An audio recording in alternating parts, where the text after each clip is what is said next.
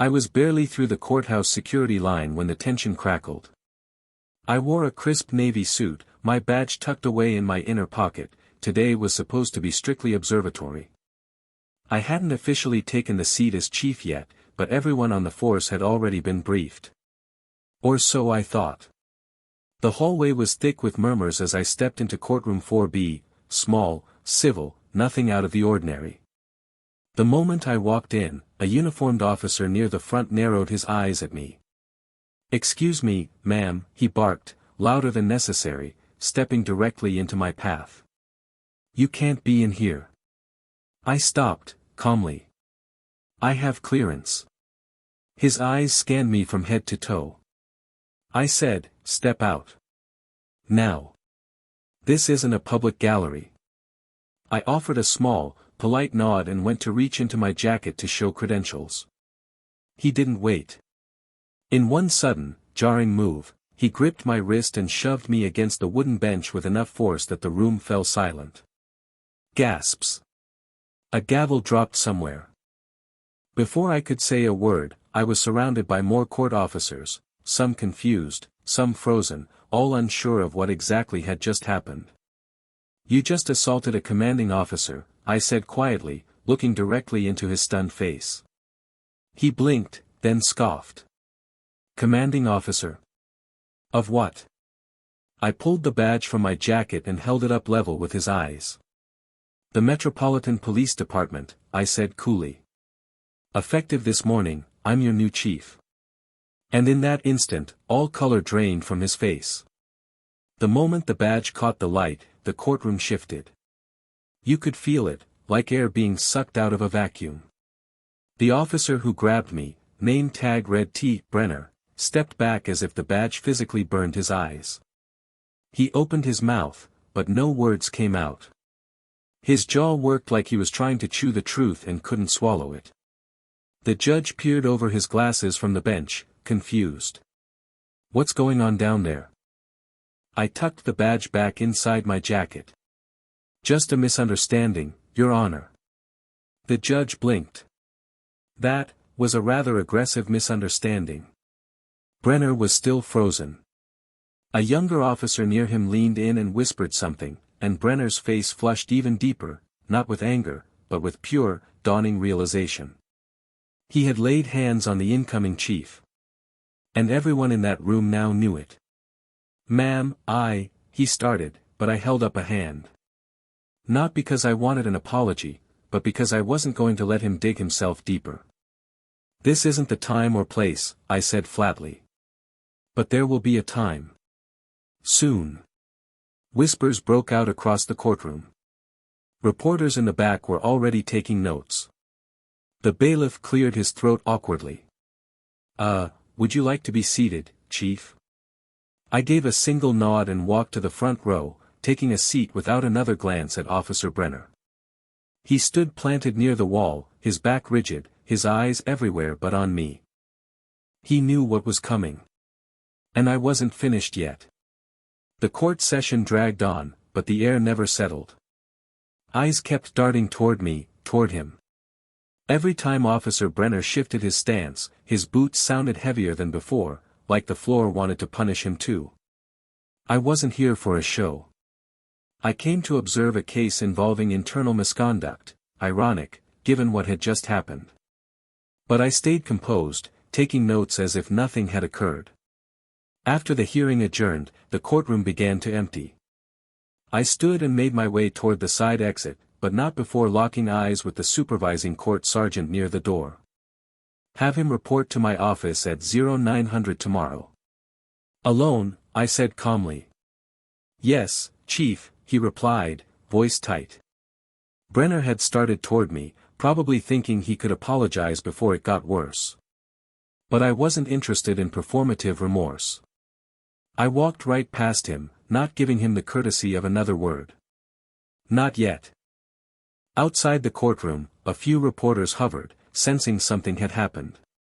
One of them recognized me, probably from the department's press conference last week, and raised a brow. "Chief Reynolds, care to comment on what occurred inside?" I stopped. "No comment." But internal standards will be enforced. Consistently. That was all I said before walking out into the sunlit plaza. The wind was sharp, brisk like my mood. My phone buzzed. A message from the mayor. Heard about the courtroom. Need to discuss optics. Optics. That's what they always cared about. But I cared about consequences. And tomorrow morning, Officer Brenner was going to find out what those looked like, up close. The next morning, I arrived at headquarters before the sun had fully risen. The air was thick with silence, the kind that hangs before a storm breaks. I didn't need coffee. My pulse was steady, my focus sharp.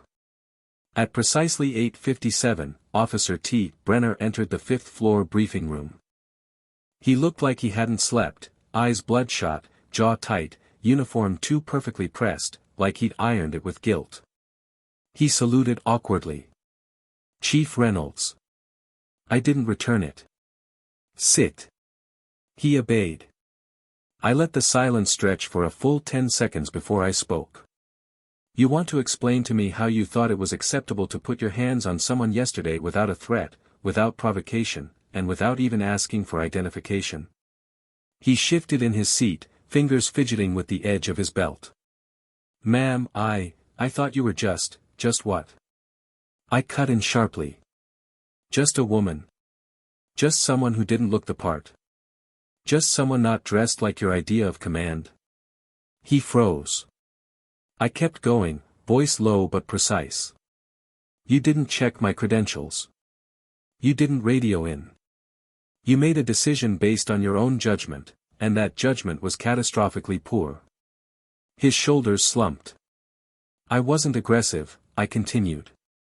"I wasn't resisting. I was reaching for ID. And instead of doing your job by procedure, you manhandled the person now responsible for your employment." He finally spoke, barely above a whisper. "I'm sorry, Chief. I didn't know." I leaned forward. "That's the point. You didn't know.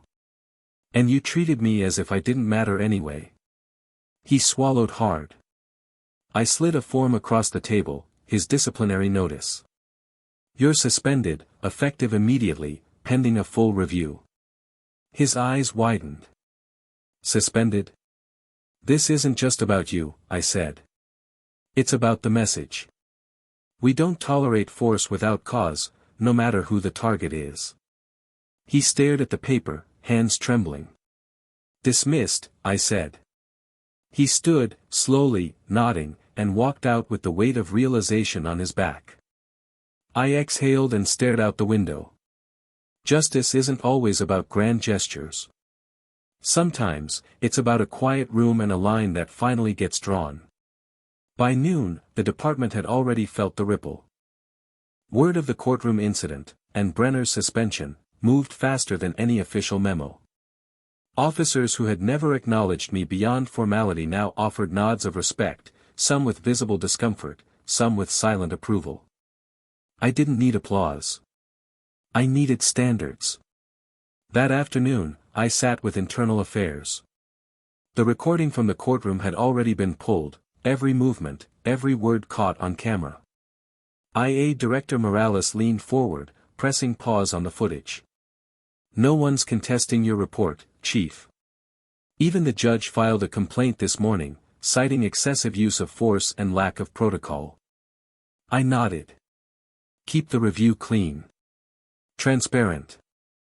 I don't want rumors, I want accountability." He nodded back. "Understood." As I left the IA office, my assistant handed me a stack of reports, mostly routine. But tucked in between them was a handwritten note on department stationery. No name. Just 3 words, "You did right." I stared at the handwriting. Sharp. Angular. Possibly from someone in command. I tucked it into my folder without comment. Later that evening, I walked past the mirror in my office and stopped for a moment. The uniform on the hanger next to it still looked new. I hadn't worn it in public yet. Part of me had wanted to earn it, visibly, before putting it on. But today I had earned it.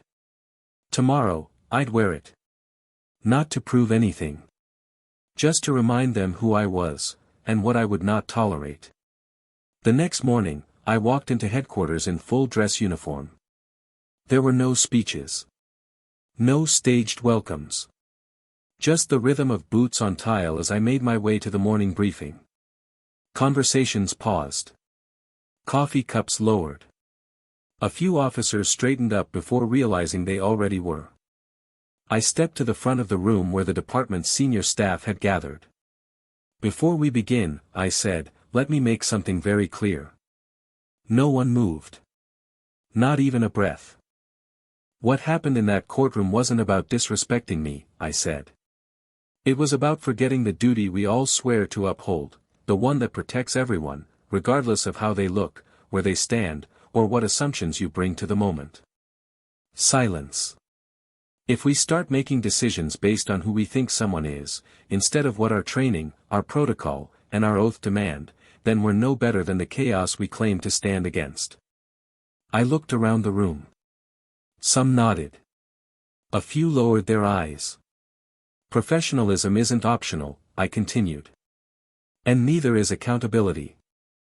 That goes for every rank, every badge, every corner of this department. A long pause. Then I added, calmly, some of you are relieved. Some of you are nervous. That's good. You should be. Because change isn't coming, it's already here. I stepped back. Let's begin. And just like that, we did. The department wouldn't transform overnight. Culture takes time to shift. But a message had been sent, loudly, clearly, and in full uniform.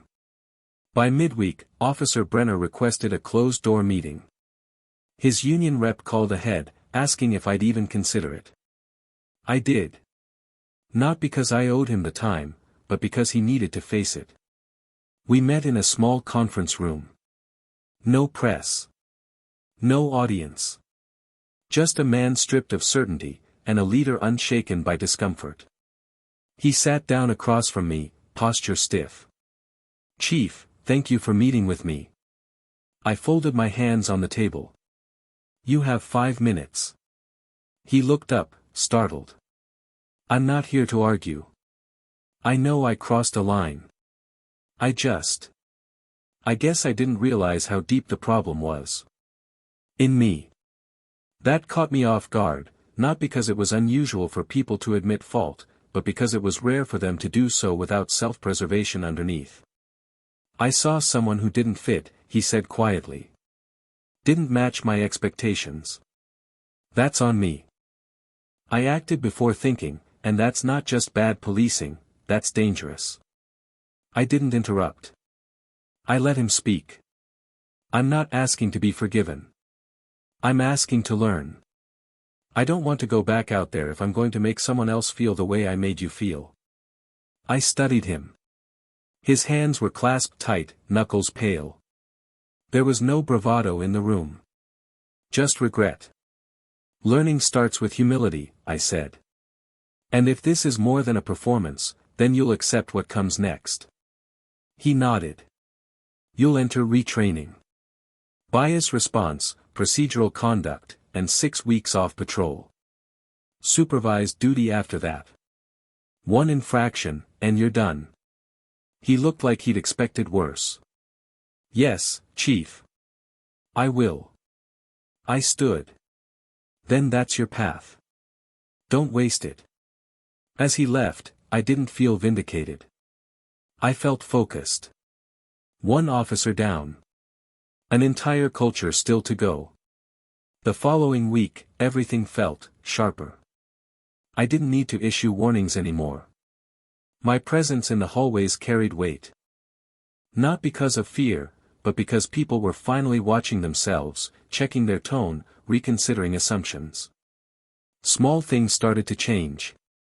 I saw a patrol sergeant stop himself mid-sentence when addressing a civilian, softening his tone. I watched a younger officer, previously quick to dismiss others, pause and listen during a community dispute call. In the past, those moments would have slipped through unnoticed. But now, they landed. At the weekly command staff meeting, Deputy Chief Warner, a veteran of 30 years, spoke up. "We've been reactive for too long," he said. "What happened in that courtroom was a wake-up call for all of us. And frankly, it was overdue." He glanced at me, not with rivalry, but with earned respect. After the meeting, as we stepped out into the corridor, Warner leaned in. "You know, some of the brass didn't think you'd last a month," he said. "They expected the pushback would wear you down." "And now?" I asked. He smirked. "Now they're checking their own desks for dust before you walk in." I didn't smile back. I didn't need to. Leadership wasn't about being feared. It was about making sure silence never meant safety, for anyone. And for the first time in years, this department was waking up. A week later, I attended my first public forum as chief. It was held in a modest city rec center, fluorescent lights, mismatched chairs, and a mic that buzzed too often. But the room was packed. Residents. Activists. Business owners. Retired officers. Everyone had something to say, and for once, they wanted to say it to someone who might listen. After a few standard questions, a woman in her 50s stood up. Gray streaks in her hair, fire in her eyes. "You gonna be like the rest?" she asked. "Here for the camera and gone when the real work shows up?" The room held its breath. I stepped forward. "No," I said plainly. "I'm here for the work. Not the applause. Not the photo ops. And certainly not the comfort." She stared at me for a moment, then nodded slowly. "Good. 'Cause comfort hasn't helped us much." Another man raised his hand. "We heard about what happened in court." "That true?" "Yes," I said. "And it was addressed." Murmurs passed through the room like wind through grass. "You suspended your own." "I corrected my own," I said. "Because if I'm going to hold the public accountable to law, I have to start with those who enforce it." The murmurs turned to nods. Not cheers. Not clapping. Respect. By the time the forum ended, people lingered, not to protest, but to ask questions. Real ones. About policy. Hiring. How complaints were reviewed. How to join the force and do better from inside. Change didn't need fireworks. It just needed a door that opened, and someone who refused to slam it shut. Back at headquarters, the ripple from that public forum was being felt. I started holding weekly open office hours, no appointments, no filters. Any officer or civilian employee could walk in, sit down, and speak candidly. The first few were hesitant. But by the third week, I had a line. One officer, mid-30s, patrol, came in quietly and closed the door behind him. "I didn't come here to complain," he said. "I came to admit something." He looked nervous. When I saw the footage from court, I realized I've been part of the problem. Not overtly. But in the little things, the dismissiveness, the assumptions. I listened, arms crossed. "I want to do better," he said. "I want to be better. I just don't know where to start." "That's why you're here," I replied. "And that's exactly the right place to start." He left with a folder, new training material I'd implemented that week. We were rewriting policy from the ground up, not just in the books, but in the hearts of those who wore the badge. Weeks turned into a month. The calls from City Hall slowed, not from neglect, but from confidence. Complaints had dropped. Internal disputes were being handled with protocol, not power plays. And the community? They noticed. One afternoon, I received a letter from a woman I'd never met. "I used to teach my son to avoid officers. Now I teach him to pay attention, because people like you are changing what that badge means." I read it twice.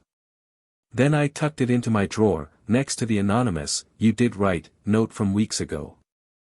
Two different voices. Same truth. Leadership wasn't about headlines. It was about consistency when no one was clapping. 2 months after the courtroom incident, I stood at the podium of the annual department review, an event once treated like a formality, but now, suddenly, packed wall to wall. The mayor was in the front row. So were 3 council members, the Civilian Oversight Board, and dozens of uniformed officers. Some of them still skeptical. Many of them changed. I cleared my throat. When I first stepped into this role, I didn't come with promises, I began. I came with expectations. No teleprompter. No rehearsed lines. Just truth. We are public servants. And if we expect the public to trust us, we have to earn that, every shift, every call, every courtroom. A few heads nodded. Others just listened, and that was progress enough. I'm not proud of what happened in that courtroom. But I'm proud of what we did after. More nods now. Murmurs of agreement. Discipline wasn't handed down as punishment. It was issued as a course correction. And what followed was growth. Hard, uncomfortable, necessary growth. I scanned the room.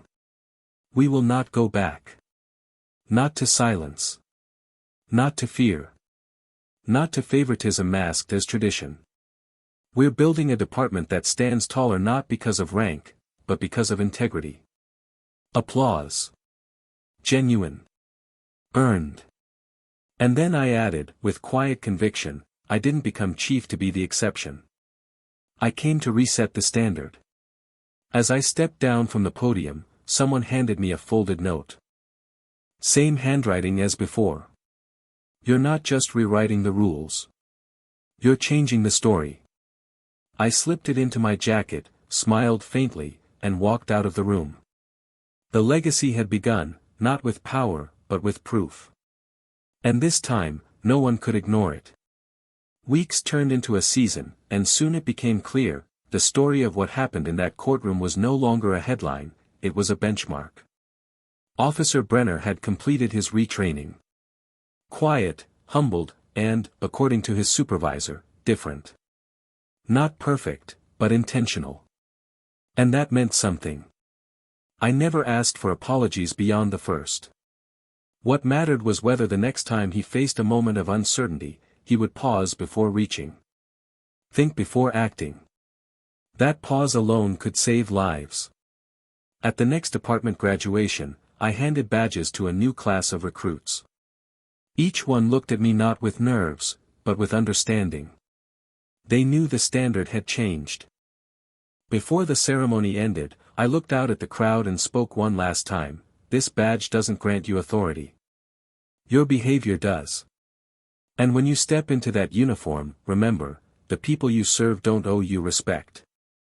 You have to earn it, daily.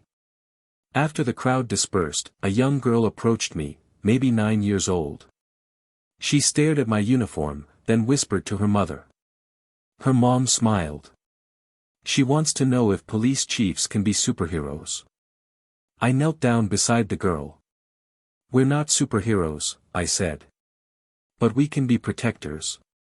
The kind that do the right thing even when no one's watching. She nodded solemnly and ran off, beaming. And as I stood there, in the uniform some had once said didn't look right on me, I realized something simple, powerful, and lasting, the most important badge I wore, was the one they couldn't see.